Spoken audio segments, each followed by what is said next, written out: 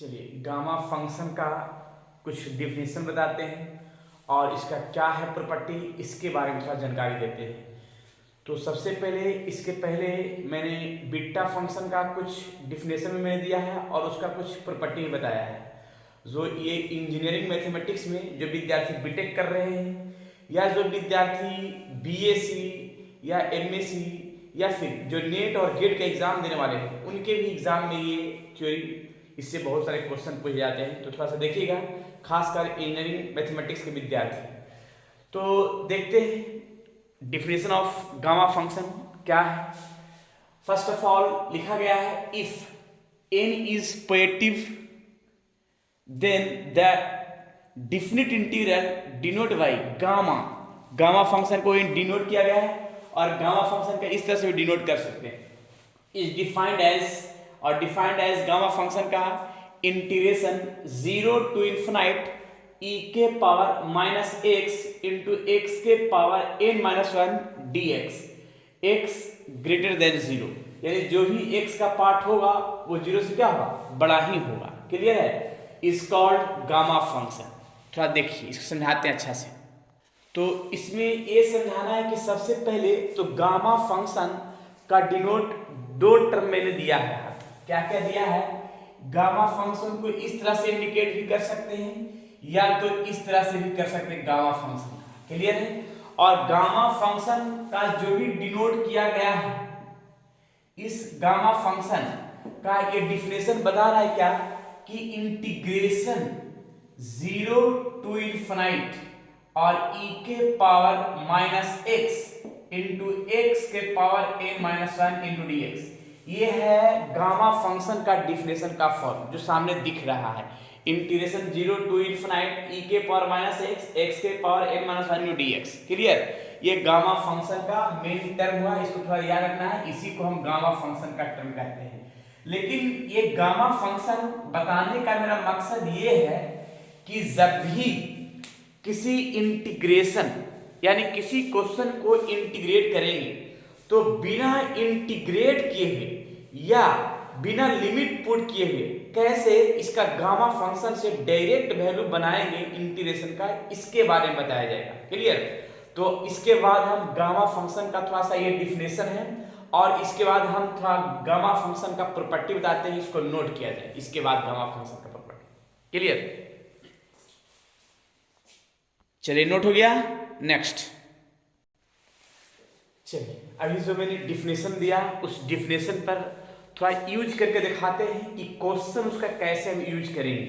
तो देखिए, तो लिखा गया है कि प्रूव दैट गामा फंक्शन यानी गामा 1 इक्वल्स टू 1 आता है। कैसे 1 आता है जरा देखिए, इसको प्रूव करते हैं। थोड़ा ध्यान समझेंगे इस पूरी तरीका का। प्रूव दैट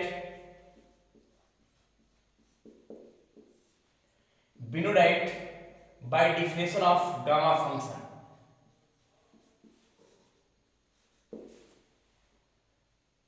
गामा फंक्शन का डिफिनेशन टर्म इंडिकेट किया इंटीग्रेशन 0 to इन्फिनाइट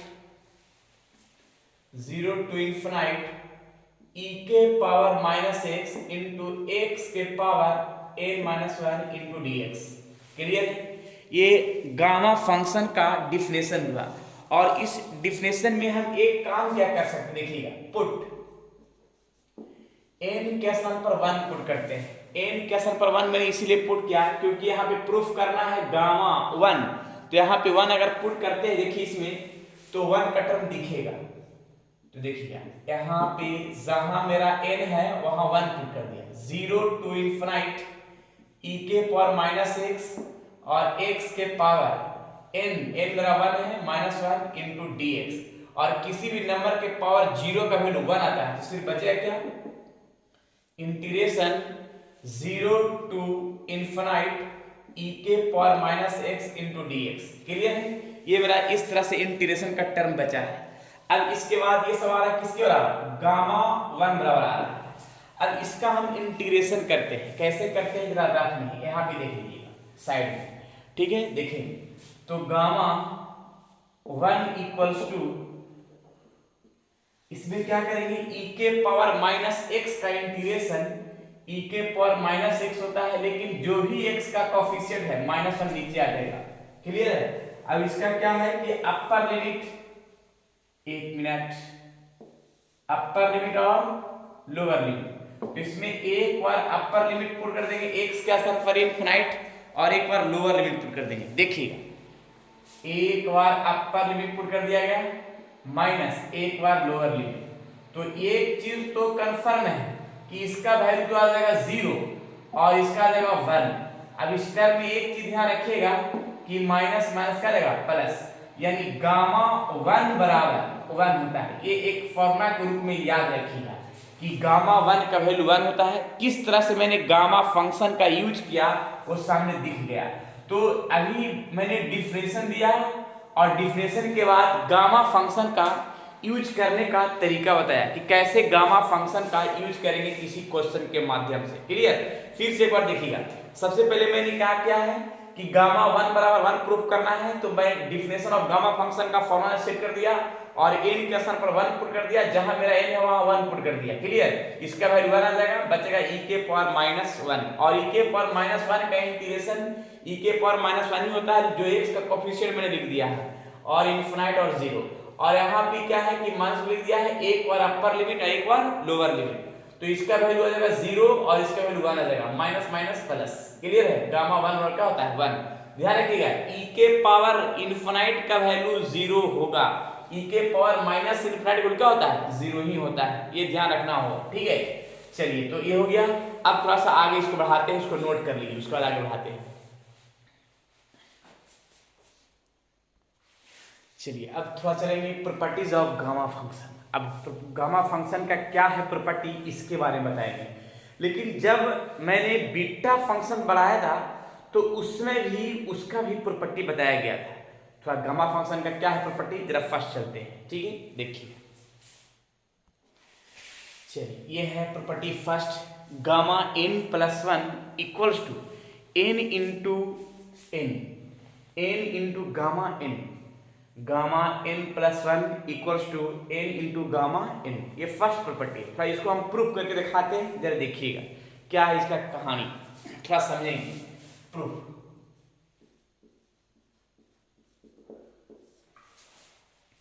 बिनोडाइट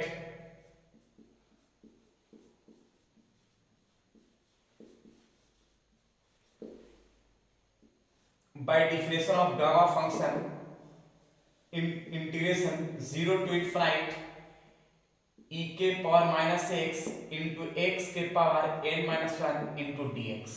क्लियर? अब इस गामा फंक्शन का डिफिनेशन हम जानते हैं डिफिनेशन से ही। अब इसमें हम एक टर्म तो हम सेट जरूर कर सकते हैं कि जहां n है वहां n+1 करते हैं, जहां भी इस फॉर्म के लिए n है वहां n+1 सेट कर देंगे। देखिए, तो n के स्थान पर n+1 सेट किया और ये -1 है तो -1 और इंटू dx। क्लियर है? अब इस फॉर्म में एक चीज तो ध्यान रखना है, क्या ध्यान रखना है कि 1 और 1 कैसे, मैंने देखिए क्या किया है, n के स्थान पर n+1 पुट किया और n के स्थान पर n+1 किया, और ये -1 है और dx है, और ये 1 और -1 कैंसिल हो गया, तो टर्म जो बचा है 0 to इनफिनाइट और e के पावर -x इंटू ये dx। क्लियर? लेकिन इसमें 1 और 1 कैंसिल हुआ, थोड़ा सा एक चीज और, 1 और 1 कैंसिल हुआ तो x के पावर n इंटू dx, यहाँ 1 और 1 कैंसिल तो n बचा है। ठीक है, लेकिन अब इसका किस तरह से इंटीग्रेट करेंगे इसके बारे में। तो इंटीग्रेट हम क्या कर रहे हैं कि इंटीग्रेशन बाय पार्ट के फॉर्मूला से इंटीग्रेट होगा। इंटीग्रेशन बाय पार्ट का फॉर्मूला क्या है, u ये हो गया मेरा अलजेब्रिक और ये हो गया एक्सपोनेंशियल, यानी v का फॉर्म, u इंटू v के फॉर्म से। तो सबसे पहले हम क्या करेंगे, देखिएगा, इस फॉर्म के लिए x के power n integration 0 to infinite e के पावर -x बाय पार्ट का यहाँ पे फॉर्मूला यूज किया है। फिर देखिएगा इंटीग्रेशन 0 to इनफिनाइट और यहाँ पे dx के पावर n dx और इंटीग्रेशन e के पावर -x dx और इस तरह का फॉर्म यहाँ पे dx। क्लियर है? तो ये हो गया फॉर्मा इंटीग्रेशन बाय पार्ट का, हम साइड में लिख दे रहे हैं। अगर जिस विद्यार्थी को थोड़ा डाउट हुआ कमेंट बॉक्स में जरूर से जरूर बताना है, ताकि अगले बार हम अच्छा से इसको समझा सकें पूरी एक्सप्लेन के साथ। क्लियर? और अनुमानता है कि सभी विद्यार्थी को समझ में आ रहा होगा, क्योंकि जो भी एक्सप्लेन कर रहे हैं पूरा डिटेल से एक्सप्लेन किया जा रहा है। और समझने की कोशिश कीजिएगा। इसका जो भी वीडियो है इसको प्लेलिस्ट में हम डाल देंगे, ताकि स्टेप बाय स्टेप पूरा समझ लीजिएगा। ठीक है, छूट न सके। अब इसके बाद क्या करना है, इसका इंटीग्रेट करना है। u इंटू v का फॉर्मूला सामने दिख रहा है, तो इंटीग्रेट करेंगे e के पावर माइनस एक्स का इंटीग्रेशन e के पावर माइनस एक्स का टर्म से, सामने ऊपर से हम टर्म सेट करते हैं। देखिए तो यहाँ पे आ रहा है गामा n प्लस 1 का टर्म से, तो x के पावर n है और e के पावर माइनस एक्स का इंटीग्रेशन e के पावर माइनस एक्स ही होता है, लेकिन x का जो कोफिशिएंट है -1, और इसमें लिमिट जो है ना पूरा के लिए ही होगा, लिमिट पूरा के लिए होता है 0 टू इनफिनिट। क्लियर है? अब ये माइनस है तो माइनस लिखा जाएगा। क्लियर ना? और इंटीग्रेशन 0 टू इनफिनिट। अब यहाँ पे x के पावर n का डिफरेंशिएशन क्या होगा, तो n इंटू एक्स के पावर n माइनस 1 और e के पावर माइनस एक्स का इंटीग्रेशन e के power minus x coefficient minus में, और ये dx है तो dx है, जिसमें से ये कांस्टेंट टर्म बाहर, इसको ही कर देते हैं। तो जरा देखिएगा इस फॉर्म के लिए, इसमें तो हम एक बार अपर लिमिट पुट करेंगे और एक बार लोअर लिमिट। तो अपर लिमिट जब पुट करेंगे x यहाँ भी और यहाँ भी इनफिनिट पुट करेंगे, तो e के power minus infinite equal to 0 ही होता है, माइनस अब लोअर लिमिट पुट करेंगे तो यहाँ पे 0 ये पूरा 0 कर देगा पहला टर्म। क्लियर है? इसके बाद इसका तो माइनस माइनस तो प्लस आ जाएगा, कांस्टेंट टर्म बाहर, ये हो जाएगा 0 टू इनफिनिट। एक यहाँ पे लिखेंगे e के power minus x into x के power n minus 1 into dx। अब ये तो कहानी इसका 0 हो जाएगा प्लस n, और ये पुनः by definition of gamma function का टर्म ही सेट करेगा गामा n।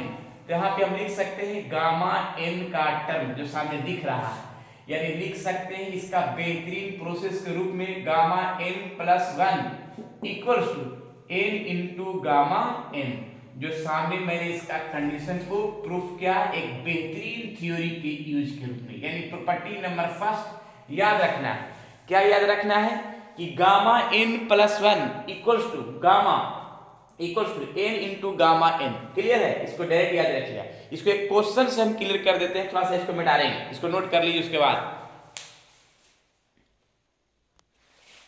इसका एक एग्जांपल हम देते हैं तो ज्यादा बढ़िया होगा और क्लियर हो जाएगा। अगर मान लिया हम लिखते हैं यहाँ गामा 5, अब गामा 5 का यूज कैसे करेंगे इस प्रॉपर्टी के माध्यम से, इसके बारे में थोड़ा बताते हैं। तो सबसे पहले एक चीज तो परफेक्ट दिख रहा है क्या, कि इस n प्लस 1 यानी गामा 5 को लिख सकते हैं कैसे, 4 प्लस 1 यानी गामा 4 प्लस 1। अब गामा 4 प्लस 1 तो लिख दिया, अब यहाँ पे देखिएगा n क्या स्थान पर मेरा क्या हो गया 4 और प्लस 1 है, तो इसको हम डायरेक्ट लिख सकते हैं 4 इंटू गामा 4, यानी क्या लिखेंगे 4 इंटू गामा 4। क्लियर है? फिर इसका स्टेप देखते हैं, इसका स्टेप क्या देखते हैं, थोड़ा ध्यान से देखेंगे कि ये 4 तो 4 है। अब यहाँ पे क्या करेंगे कि इस 4 को हम लिख सकते हैं 3 प्लस 1। थोड़ा देखिएगा प्रॉपर्टी का कैसे यूज करेंगे, इसकी पूरी कहानी इस वीडियो में हम पूरा क्लियर कर रहे हैं। जो भी प्रॉपर्टी देंगे उसका पूरा थ्योरी के साथ क्लियर किया जाएगा। ठीक है, देखिएगा तो इस टर्म को लिख दिया 4, अब 3 प्लस 1 यानी 3 प्लस 1 का टर्म हम सेट कर सकते हैं क्या, 3 इंटू गामा 3। क्लियर है? क्लियर है ना? ठीक है, देखिएगा यहाँ पे 3 इंटू गामा 3 का प्रोसेस है। अब यहाँ पे जरा देखिएगा ये तो हो जाएगा 4 इंटू 3 इंटू, अब जरा देखिएगा इस 3 को लिख सकते हैं 2 प्लस 1, 3 को लिख सकते हैं 2 प्लस 1। अब 2 प्लस 1 का टर्म कैसे कर सकते हैं, देखिए 4 इंटू 3 इंटू और 2 प्लस 1 कर लेते हैं 2 इंटू गामा 2। क्लियर है? इस तरह का टर्म सेट कर सकते हैं। अब इसको हम ये भी एक टर्म सेट कर सकते हैं क्या, देखिएगा 4 इंटू 3 इंटू 2 इंटू, अब जरा देखिएगा यहाँ पे क्या सेट कर सकते हैं कि 2 को लिख सकते हैं 1 + 1, जिसको हम यहाँ पे टर्म क्या सेट करते हैं कि 4 × 3 × 2 × 1, ऐसे 4 × 3 × 2 × 1 और गामा 1, और गामा 1 का वैल्यू क्या ले सकते हैं, 1 ही लिख सकते हैं। क्लियर? तो इस तरह से हम टर्म का सेट कर सकते हैं, इसको ऊपर में भी लिख सकते हैं, ऐसे लिख देते हैं यहाँ पे, यानी 4 × 3 × 2 × 1 × 1, यानी इस फॉर्म को हम लिख सकते हैं कैसे कि ये आ गया 4 × 3 2 × 2, यानी ये आ गया 24। क्लियर है? यानी अब एक चीज ध्यान में रखना है कि गामा 5 का वैल्यू लिख सकते हैं 24। क्लियर है? जो सामने दिख गया। ठीक है, एक चीज पे और हम समझाना चाह रहे हैं। क्या समझाना चाह रहे हैं, जरा थोड़ा सुनिएगा। ये तो गामा 5 का वैल्यू 24 आ गया, लेकिन इसमें एक चीज और हम पहले कभी पढ़े हैं। क्या पहले पढ़े हैं, जरा देखिएगा। हम इसको अब यहाँ पे समझाना चाह रहे हैं कि अगर हम पहले लिखे हैं क्या कि इस चीज को अगर हम 4 × 3 × 2 × 1 अगर लिखना चाहेंगे तो ये 4 × 3 × 4 × 3 × 2 × 1 ये फैक्टोरियल 4 का वैल्यू होता है। अगर हम फैक्टोरियल 4 लिखना चाहेंगे तो ये भी हम लिख सकते हैं। तो यहाँ पे का टर्म, ये भी एक टर्म सेट हो सकता है कि इस पूरा का कंडीशन जो है ना फैक्टोरियल 4 के बराबर होगा, यानी फैक्टोरियल 4 भी टर्म हम सेट कर सकते हैं। यानी फैक्टोरियल 4 का वैल्यू कितना होता है, 24 ही होता है, और गामा 5 का वैल्यू 25 ही होता है। तो एक टर्म में, एक नोटेड पॉइंट के रूप में हम एक सेट क्या कर सकते हैं यहाँ पे कि अगर फैक्टोरियल 5 और फैक्टोरियल 5 नहीं, सॉरी, यहाँ पे गामा 5 और फैक्टोरियल 4 दोनों का टर्म हम इक्वल लिख सकते हैं। क्लियर है? ये मैंने अभी बताया कि कैसे कैसे टर्म मैंने सेट किया है, और हम गामा 5 का फैक्टोरियल 4 के बराबर वैल्यू सेट कर सकते हैं। इस पर हम एक क्वेश्चन और बताते हैं, इसको नोट करने के बाद। क्लियर? चलिए नोट कर लीजिए। नेक्स्ट एक क्वेश्चन और हम बताना चाह रहे हैं। अगर मान लिया हम यहाँ गामा 4 लिखते हैं और गामा 4 का टर्म किस तरह से बनाते हैं, इसके बारे में देख लेते हैं। तो सबसे पहले तो इस गामा 4 को लिख सकते हैं ऐसे 3 + 1, और 3 + 1 का जो टर्म है वो इस तरह से टर्म को सेट कर सकते हैं। क्या सेट कर सकते हैं, n का स्थान पर मेरा 3 है, और यहाँ पे टर्म का सेट क्या करेंगे कि n के स्थान पर जब 3 है तो 3 गामा 3 लिख सकते हैं। क्लियर है? तो यहाँ पे ये फॉर्म जो है ना, इस टर्म का यूज करते हुए काम किया मैंने। फिर इसके बाद देखिए इस फॉर्म को लिखेंगे कैसे, ये 3 है और यहाँ पे इस 3 को लिख सकते हैं 2 + 1 का फॉर्म। अब यहाँ पे 2 + 1 का फॉर्म यूज करेंगे इस प्रॉपर्टी का। पुनः देखिए 2 × गामा 2। क्लियर है? फिर यहाँ भी देखेंगे क्या कि 3 × 2, अब इस गामा 2 को लिख सकते हैं क्या 1 + 1, जिसको अभी मैंने थोड़ा देर पहले ही बताया कि 2 × और 1 + 1 यानी 1 × गामा 1, जिसका लिख सकते हैं 3 × 2 × 1। और 3 × 2 × 1 का मतलब है कि ये टर्म जो है ना, इसका हम फैक्टोरियल के रूप में रिलेशन बना सकते हैं। यानी फैक्टोरियल 3 का भी टर्म जो है ना इतना ही होता है, फैक्टोरियल 3 का भी 3 × 2 × 1 ही होता है। यानी ये टर्म जो है ना फैक्टोरियल 3 के बराबर भी लिख सकते हैं। क्लियर है? तो एक चीज तो परफेक्ट हो गया। परफेक्ट ये हो गया कि गामा और फैक्टोरियल में कुछ रिलेशन होता है। गामा बोल सकते हैं गामा फैक्टोरियल का रिलेशन, गामा और फैक्टोरियल का रिलेशन में कुछ टर्म ये बनाना है कि गामा 4 = फैक्टोरियल 3 के बराबर होता है, गामा 5 = फैक्टोरियल 4 के बराबर होता है। क्लियर? अगर पूछा जाए गामा 6 = फैक्टोरियल 5 के बराबर होता है, तो ऐसा एक स्टेप बना सकते हैं। क्लियर है? तो ऐसा है कि एक हम प्रॉपर्टी इस पर भी देते हैं अलग से। ठीक है, इसको जरा नोट कर लीजिए। हो गया? चलिए नोट हो गया, आगे बढ़ाते हैं। चलिए देखते हैं प्रॉपर्टी सेकंड का क्या है स्टेटमेंट जो मैंने लिख दिया है। लिखा क्या है कि gamma n plus one equal two factorial n, यानी इसको फैक्टोरियल भी इस तरह से लिख सकते हैं। फैक्टोरियल का टर्म जो है ना, हम ऐसे भी लिखें या तो फैक्टोरियल को ऐसे भी लिख सकते हैं। दोनों तरीका से फैक्टोरियल को हम सेट कर सकते हैं। क्लियर है, ये ध्यान रखिएगा। ठीक है, तो हम कैसे इसको प्रूफ करते हैं, जरा इसको पहले प्रूफ कर लेते, उसके बाद हम आगे इसका क्वेश्चन भी मैंने क्लियर करेंगे। ठीक है, देखिएगा, gamma n plus one equals to n into gamma n। Clear है। अब इसमें एक चीज तो है कि इस फॉर्म को हम ऐसे भी लिख सकते हैं।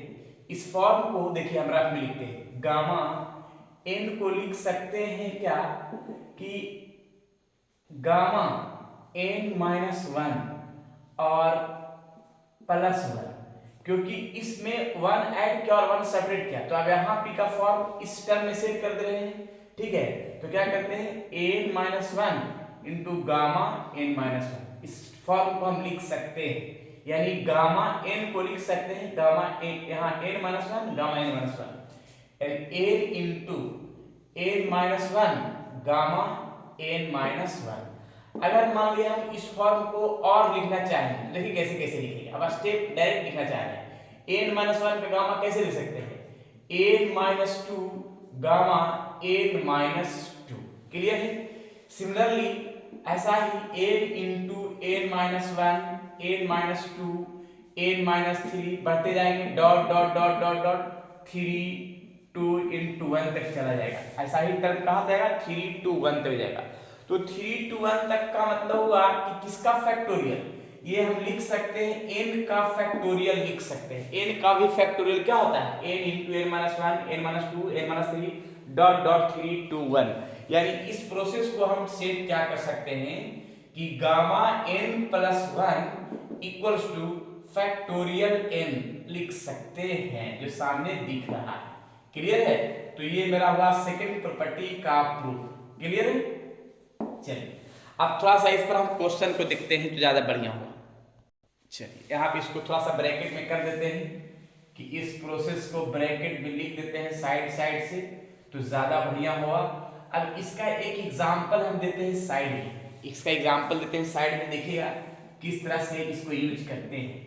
अगर मान लिया इस तरह से रहे गामा 7/2, अब गामा 7/2 अगर रहे तो इसको हम ऐसे सेट कर सकते हैं। देखिएगा गामा 5/2 प्लस वन, अब गामा 5/2 यानी n के स्थान पर 5/2 हो गया और प्लस वन, क्योंकि ये दोनों को ऐड करें तो इतना आ जाएगा।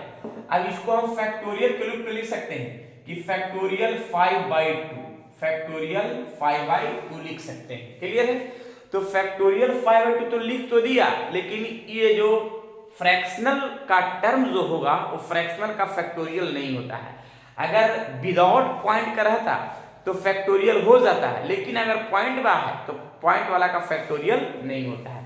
तो यहाँ पे एक टर्म लिखेंगे लास्ट में, यहाँ पे मैंने लिखा कि fractional factorial is not satisfy, यानी फ्रैक्शनल फैक्टोरियल सेटिस्फाई नहीं करता, यानी उसका परफेक्ट सॉल्यूशन नहीं हो सकता, यानी पूरा पूरा सॉल्यूशन नहीं कर सकते हैं, यहीं पे स्टॉप कर सकते हैं। लेकिन अगर हम चाहते हैं तो एक चीज है क्या कि विदाउट फ्रैक्शनल वाला को हम सॉल्यूशन कर सकते हैं, क्योंकि अभी थोड़ा देर पहले मैंने बताया ये था कि अगर हम लिखते हैं 6 का गामा फैक्टोरियल के बराबर, तो इसको हम लिखते हैं कैसे कि फैक्टोरियल क्या 5 लिख सकते हैं, और फैक्टोरियल 5 का भी सॉल्यूशन कर सकते हैं। क्या कर सकते हैं, 5 इंटू 4 इंटू 3 इंटू 2 इंटू 1, और जो भी इसका सॉल्यूशन करके आएगा वही कंप्लीट इसका आंसर आएगा। क्लियर है। तो ये प्रॉपर्टी जो है सेकंड हुआ गामा फंक्शन का। तो इसी तरह से ये गामा फंक्शन का जो मैंने बताया है, अब थोड़ा गामा और बीटा दोनों का थोड़ा रिलेशन बताते हैं कि कैसे दोनों का रिलेशन होगा इसके बारे में। ठीक है, इसको नोट कर लिया जाए।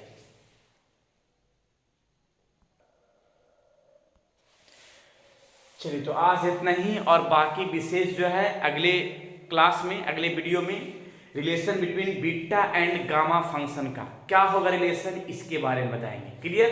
तो आज मैंने गामा फंक्शन का डिफिनेशन और उसका प्रॉपर्टी मैंने बताया, और उसका क्वेश्चन के माध्यम से यूज करने के लिए बताया है। लेकिन नेक्स्ट वीडियो में बताएंगे गामा और बीटा फंक्शन का क्या होगा रिलेशन, उसका कैसे क्वेश्चन होगा, कैसे हम प्रूफ करेंगे, इसके बारे में सभी टर्म बताएंगे नेक्स्ट क्लास में। जब तक के लिए आप लोग गामा फंक्शन का बेहतरीन थ्योरी पढ़ते रहिए। चलिए ठीक है, तो फिर नेक्स्ट क्लास में मिलते हैं, नेक्स्ट वीडियो मिलते हैं नए थ्योरी के साथ। जब तक के लिए आप लोग स्वस्थ रहिए, मस्त रहिए और पढ़ते रहिए बीटा फंक्शन का बेहतरीन क्वेश्चन।